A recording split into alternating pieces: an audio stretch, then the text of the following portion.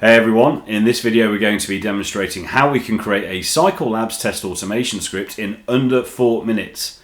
Built into Google Chrome there is the recorder functionality.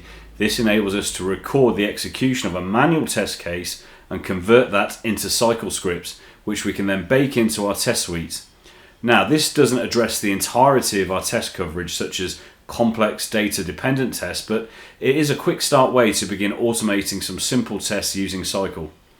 In this demo, we're going to be using a Blue Yonder dispatcher environment to demonstrate the concept, but it's applicable to any web-based application that we can access using Google Chrome. So let's get right into it.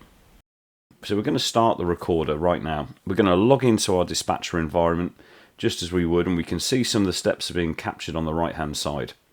Here we're going to go to our Move Task Update screen.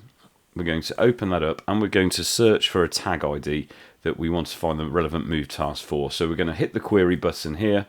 Once we've entered our tag ID, dispatch is going to go and when return that, find the move task that is there for it. And what we can do, we can see we highlight it and we're saying we want to release that move task.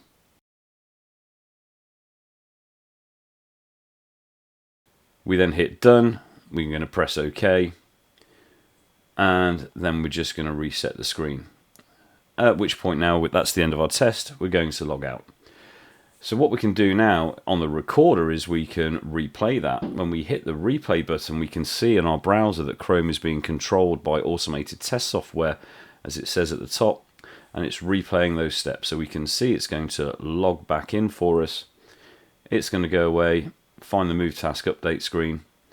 All being done via the software now. There's no human control going on here. Again, we're searching for the tag ID. And it's going to repeat the exact same steps that we performed ourselves.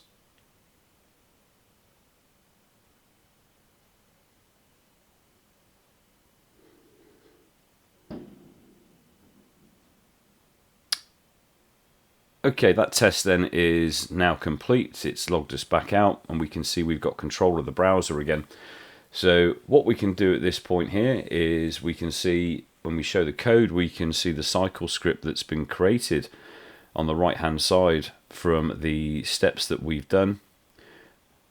At which point now what we can do is we can export that recording and we can save it as a cycle feature.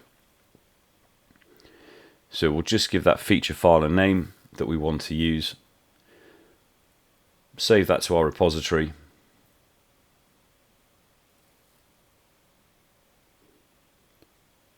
And then we'll go over to the CycleLabs application itself and we can then open the feature file that we've just created.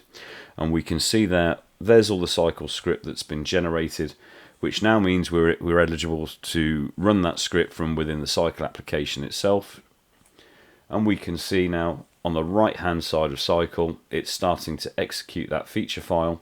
First thing it's going to do is open the web browser that we can see there. And we can just maximize that screen and then you'll see it's following the exact same steps that we've already seen. It's going to log us in, it's going to go to our Move Task Query screen, it's going to search for the tag ID as well, and we can see the speed it's now moving at as it's working through this. It's completed the test at absolute record speed.